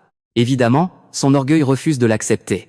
Elle câble complètement, ses stats sont éclatés au sol par rapport aux miennes, comment il peut me rouler dessus comme ça? Et pendant qu'elle vrille, Vance a les mains dans les poches, d'une sérénité insolente. Vance enchaîne avec un autre sort. Une pluie de boules de feu fonce sur elle, mais Aurora fait un dash et esquive tout avec une agilité de dingue. Ses moves en plein vol sont sublimes, elle parvient enfin à combler la distance. Sa lame est à quelques centimètres de Vance. Mais il la bloque net. Le mec s'était buffé avec une magie de renforcement pour se la donner au corps à corps contre elle. Aurora est sur le cul. Mais attention, la puissance d'une escrimeuse magique de classe mondiale, ça ne se prend pas à la légère. Elle lâche un coup d'épée d'une brutalité extrême qui envoie Vance valser en arrière. Elle ne lui laisse pas une seconde et l'assaille. Une vraie tempête de lames qui force Vance à reculer. Sauf que, malgré tous ses efforts, Aurora tape dans le vide. 0 coup au but. Toujours avec ce calme déconcertant, Vance esquive et lui lâche, dit « Tu prends du plaisir à te battre de cette façon ?» Une question qui frappe en plein cœur. Parce que dans sa vie passée, Vance le sait, Aurora a toujours porté ce même visage noyé de tristesse. Mais affronter un adversaire de ce calibre, ça sort enfin Aurora de son ennui. Elle l'avoue elle-même, elle a trop envie d'écraser Vance. Du coup, notre héros espère bien qu'elle va tout donner, sans aucune retenue. Pour la première fois, Aurora est hyperhypée par son adversaire et veut se battre sérieusement. Elle balance son fourreau et lance un sortilège de malade mental, le palais d'hiver. En un rien de temps, toute la tour est complètement gelée. Cet endroit, c'est carrément devenu son territoire. Elle spamme ses attaques depuis des angles impossibles, et Vance ne peut qu'esquiver. Sur les murs, elle invoque des dizaines de cercles magiques, et ils ciblent tous notre héros. Détruire ce palais? Mission impossible pour Vance. Mais par contre, il contère parfaitement les cercles magiques d'Aurora et les fait s'évaporer. Vance est bluffé. À son âge, pouvoir lancer une magie de zone pareille, c'est une dinguerie absolue. Mais bon, à chaque fois qu'Aurora active un sort, Vance l'annule direct. Il est ultra confiant, ses attaques ne l'atteindront jamais. Aurora capte très vite que continuer sur cette stratégie, c'est peine perdue. Du coup, elle annule carrément son palais d'hiver pour concentrer toute sa puissance magique dans sa lame. Pendant ce temps, retour sur le combat en bas, Gideon galère de ouf, il a beau balancer des coups d'épée, il n'arrive pas à toucher Nolan. Nolan profite de son agilité, fonce sur lui et lui lâche un énorme coup de pied dans le bide qui l'envoie valser contre le mur.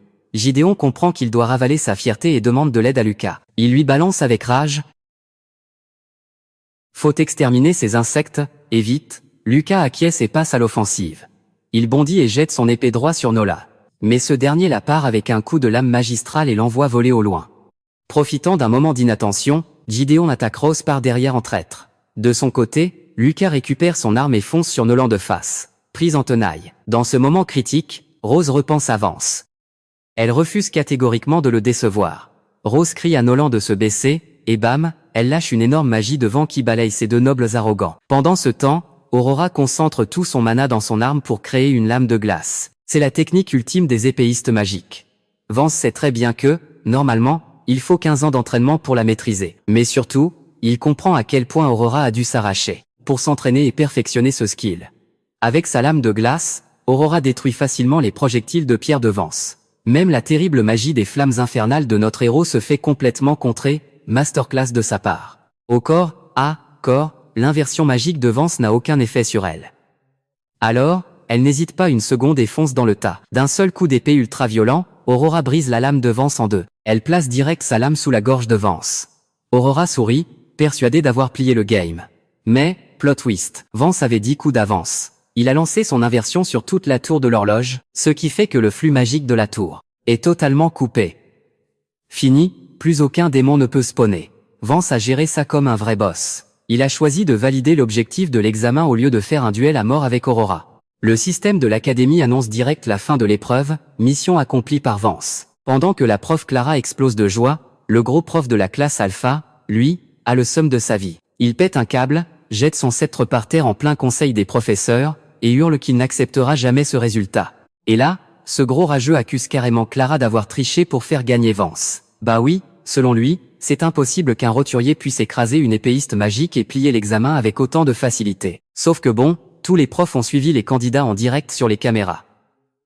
Et personne, absolument personne n'a vu la moindre triche. Les autres profs le calment en direct en lui disant d'arrêter ses diffamations, surtout devant le directeur. Peu de temps après, le directeur annonce les 9 élèves qui décrochent le titre de single ranker, prouvant que les accusations du gros prof ne valent absolument rien. Après ce combat sous haute tension, Vance part retrouver Aurora pour lui parler. Il lui avoue qu'au début, son plan, c'était de laisser les élèves de la classe Alpha s'entretuer pour éliminer la concurrence. Mais vu qu'Aurora avait cramé sa Stra, il a dû changer de plan et rusher l'objectif du monde des ombres. Et quand ils étaient dans la tour, il avait commencé à analyser la structure magique du bâtiment, mais il manquait de temps.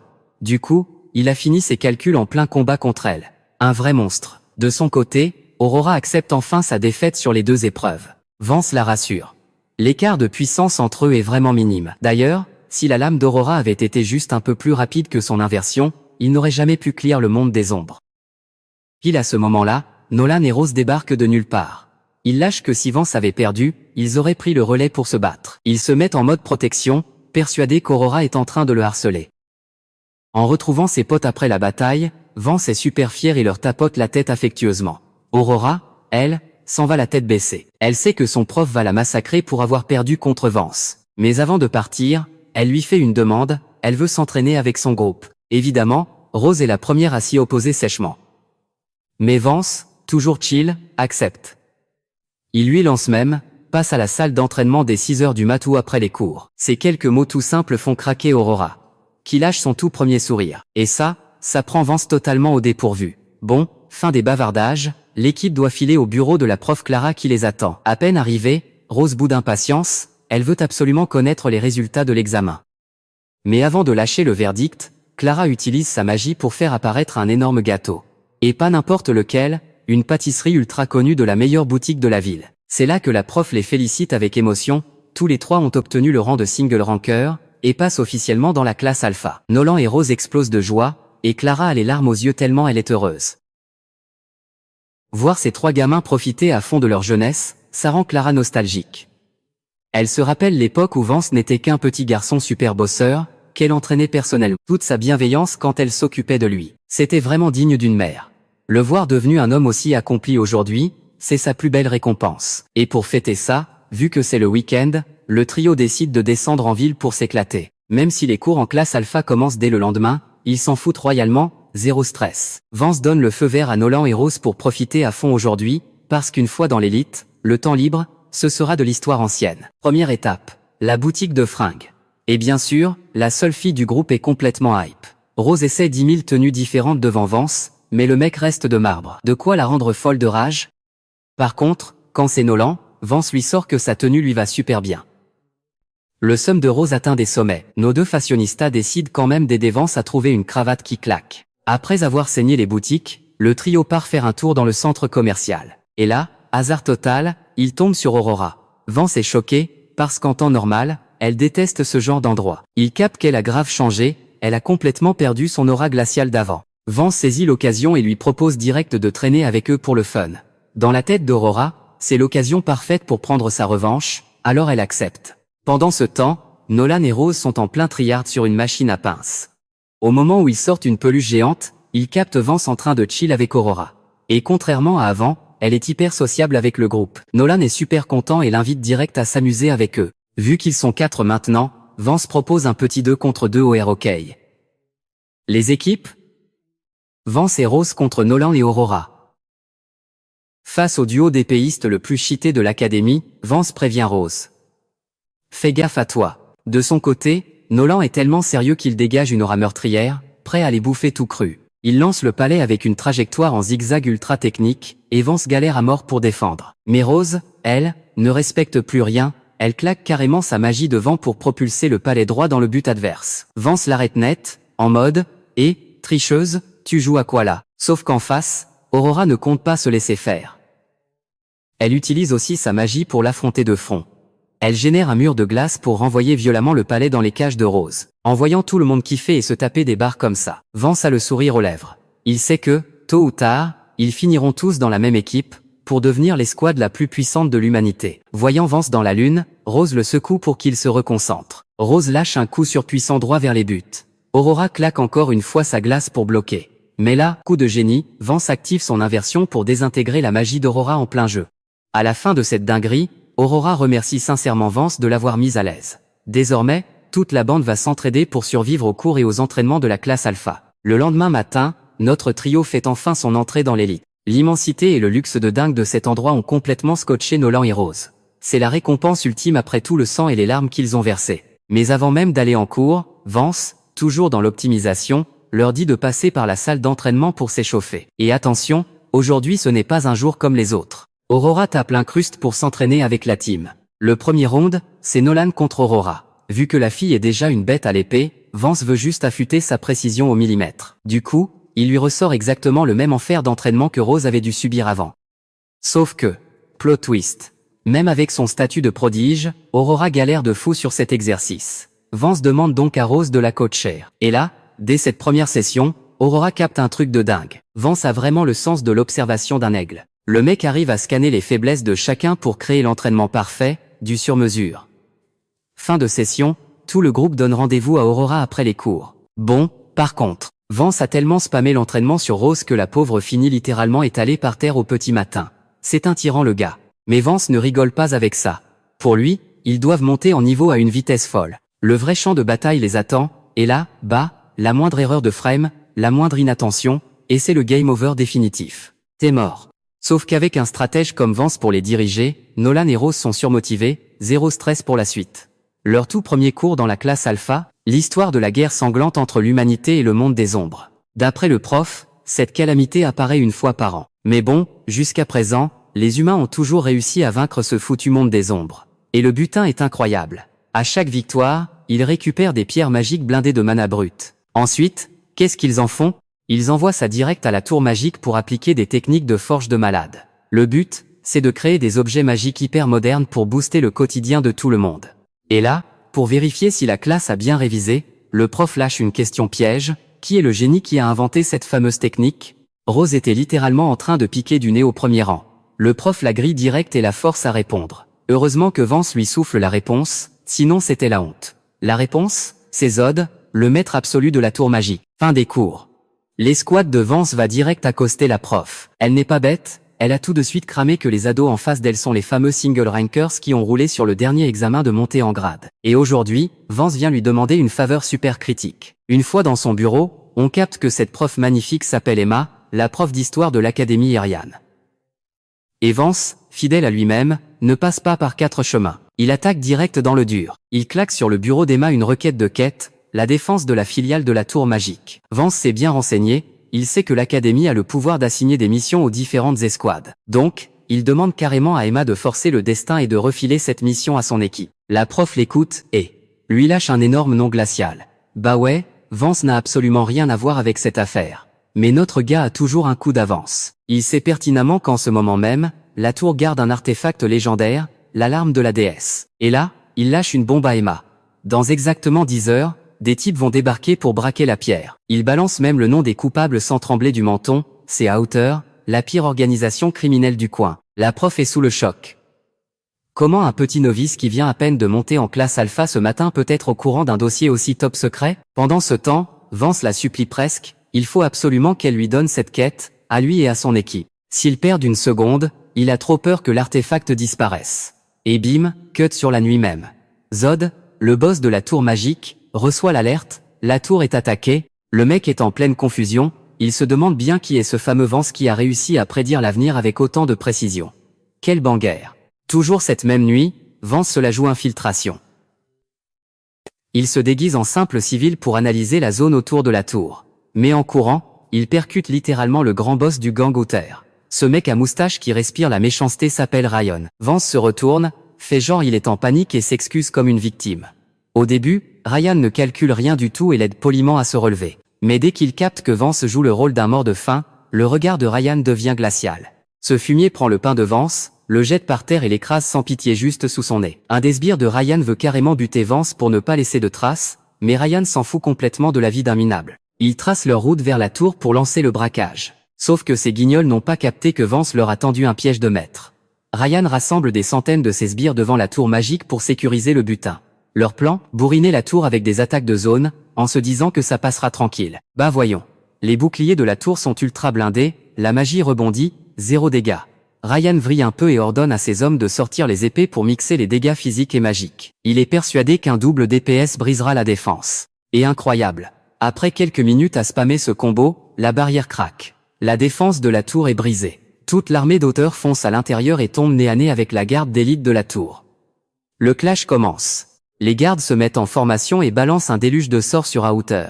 Sauf que, dinguerie, les mecs d'Outer ont l'air immunisés à la magie, ils encaissent tout, 0 égratignure. Du coup, les gardiens n'ont pas le choix, ils dégainent les lames pour aller au contact contre ces fous furieux. Ryan est un peu sur les fesses, il ne s'attendait pas à ce que les gardes soient aussi chauds au corps à corps. Mais il s'en fout du combat. Il lâche ses hommes dans la mêlée et file avec quelques élites directes vers la salle de l'alarme de la déesse. Les gardes du trésor sortent de la salle pour prêter main forte à l'extérieur.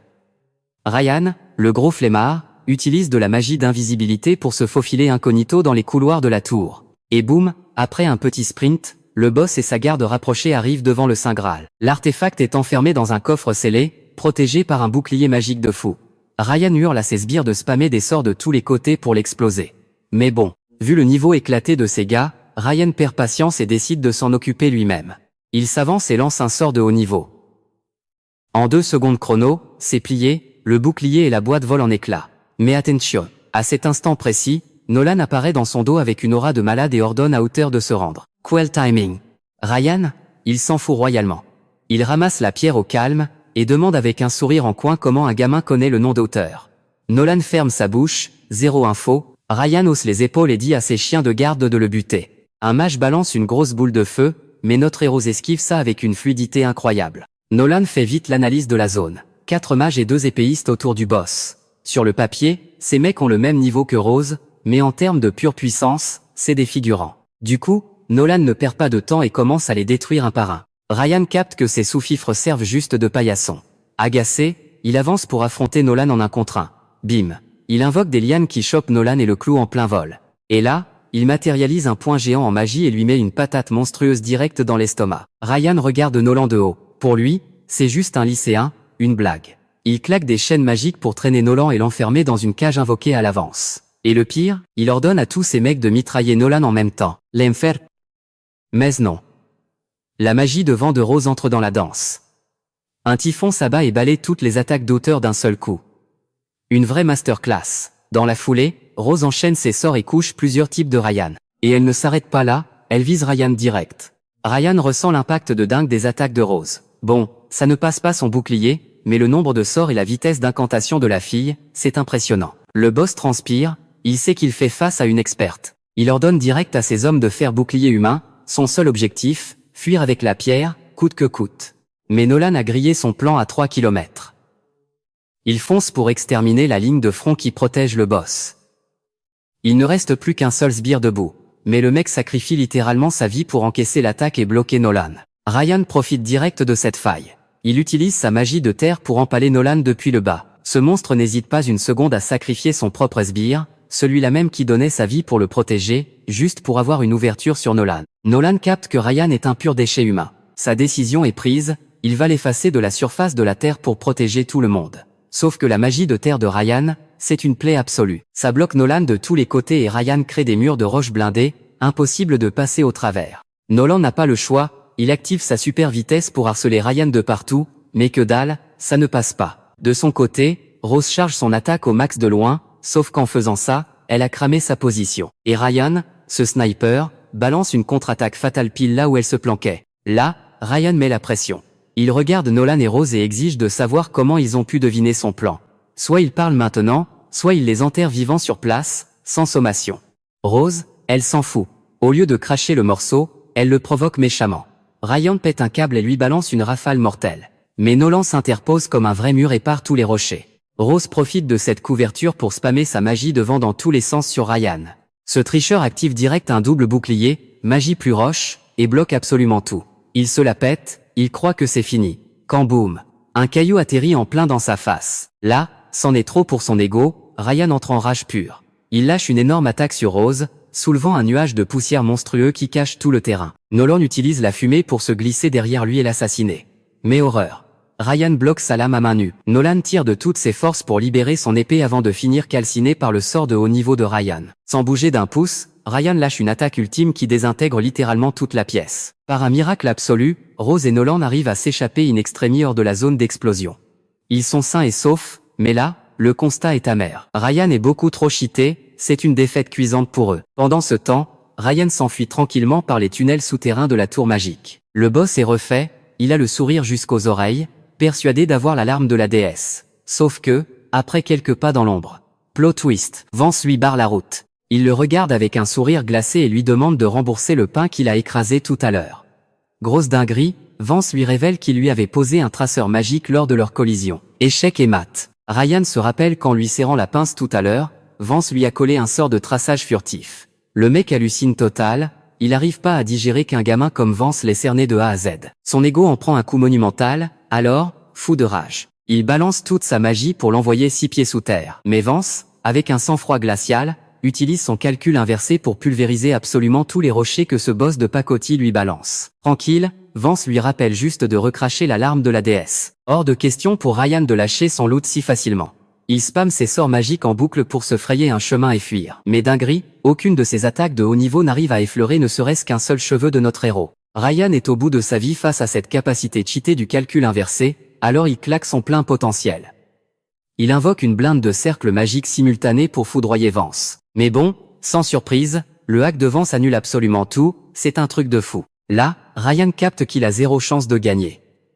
Il brandit l'alarme de la déesse et menace de la réduire en miettes. Mais Vance s'en fout royalement, il le met carrément au défi de le faire. Et à la seconde où il termine sa phrase, Vance lui fonce dessus à une vitesse folle, et lui claque une magie de gravité monumentale pour le clouer au sol.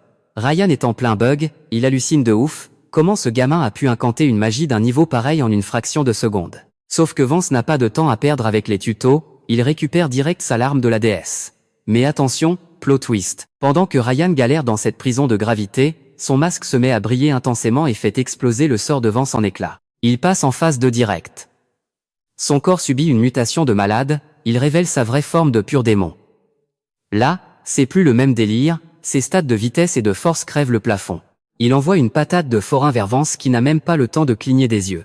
Et il s'arrête pas là, ce monstre. Il se téléporte au corps et lui cale un coup de pied qui propulse notre héros direct à travers le mur. Bon, Vance a quand même eu le réflexe de lui planter une lance de feu dans la jambe, mais l'enfoiré la retire au calme et régénère instantanément. S'ensuit une pluie de coups de poing ultra violents, Vance galère sa mère pour esquiver. Notre prodige capte un truc effrayant, s'il reste sur la défensive, son endurance va tomber à 0. En pleine esquive, il tente de lui caler un sort de feu à bout portant en plein bide, mais que dalle, 0 dégâts. Et là, Ryan fait une invocation surprise. Il se prend une rafale de coups de poing et de chassé par derrière qui le fait à nouveau voler dans le décor. Avec cette nouvelle forme, Ryan n'est pas juste un bourrin au corps, il gère aussi la magie. Le mec combine les deux styles pour écraser Vance sous une pression de malade, ne lui laissant pas le moindre pixel pour respirer ou esquiver. Là, le combat penche clairement du côté obscur. Mais Vance, c'est pas le genre à abandonner. Il dégaine son calcul inversé, dissipe la magie de terre de Ryan et retourne dans l'arène. En voyant ça, Ryan capte que Vance est un putain de tank, un mec increvable. Alors il décide de sortir son attaque ultime pour le finish. Il génère une orbe ténébreuse, charge son aura au max, et crée une gravité qui aspire tout sur son passage. Vance sent le frisson de la mort avec cette technique, du coup il claque tout sur son calcul inversé pour la désamorcer. Mais échec total. Au bout de son incantation, Ryan matérialise un marteau gigantesque, une vraie dinguerie, et fonce comme un psychopathe sur Vance. De son côté, notre héros est obligé de tout donner, il spamme ses boucliers magiques, pour encaisser ce coup destructeur. Persuadé d'avoir pulvérisé Vance avec son finish, ce monstre lâche un rire diabolique de victoire. Sauf que, en plein milieu de son rire, boum, son marteau se désintègre en un vulgaire tas de sable. Il était à des années-lumière de se douter que pendant tout ce temps, depuis la création de son arme, Vance scannait la structure magique de ce fichu marteau pour le pirater de l'intérieur. Et c'est pas fini, il a même hacké l'armure de Ryan en balançant son calcul inversé avec succès, arrachant un hurlement de pure agonie à ce démon. Quelle masterclass! Et pour plier le game une bonne fois pour toutes, Vance puise dans la larme de la déesse pour forger une orbe de pure magie pure. Avec cette attaque dévastatrice, il atomise complètement l'armure de Ryan et le force à reprendre sa forme humaine claquée au sol. Totalement brisé, Ryan bégaye et supplie de savoir qui est vraiment ce monstre de Vance. Mais honnêtement, même notre gars ne sait plus quoi répondre. La seule vérité gravée dans son cœur, c'est sa mission sacrée, protéger ceux qu'il aime à n'importe quel prix. Boum, l'arc de la secte Outer se termine là, dessus. Le lendemain matin, Vance est escorté par la prof Emma pour rencontrer le big boss de la tour magique.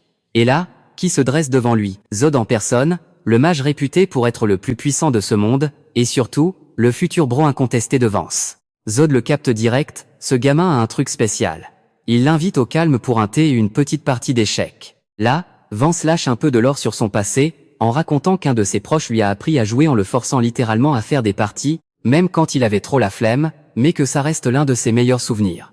Intrigué par cette vibe mélancolique, Zod décide de tester le niveau du petit. Mais avec les premières ouvertures de Vance, Zod se dit vite, mouais, il est pas ouf ce gosse. Et c'est là que le piège se referme.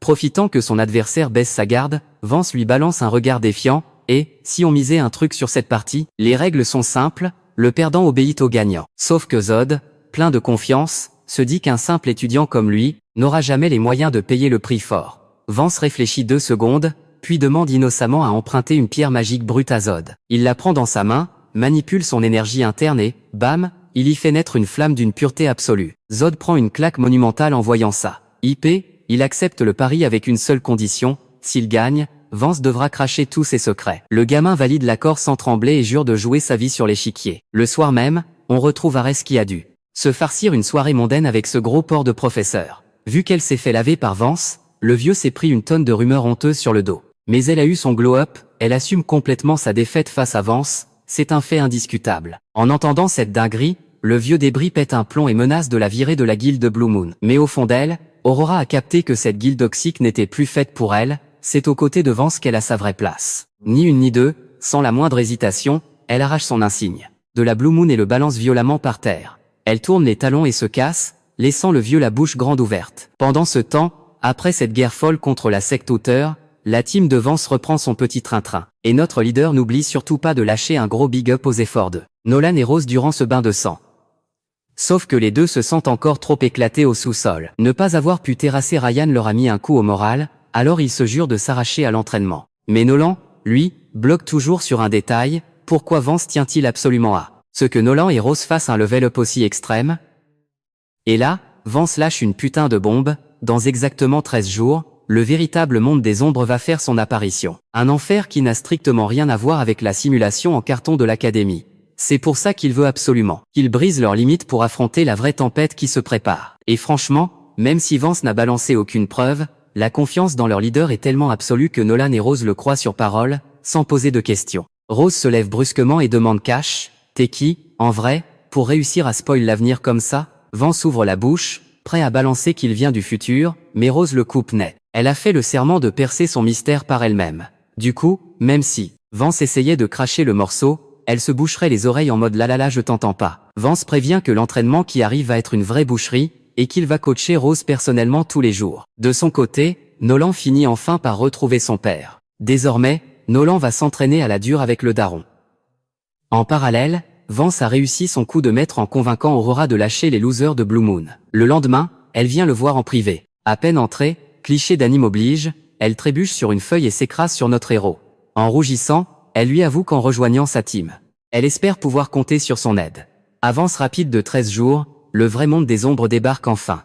L'Académie et bronçonne l'alarme et convoque tous les étudiants. Et là, attention les yeux, l'équipe de Vance débarque avec un tout nouveau flow. Même Aurora arrive sur le terrain, hyper badass et prête à en découdre. Pour Vance, le tutoriel est fini, l'heure de vérité a sonné.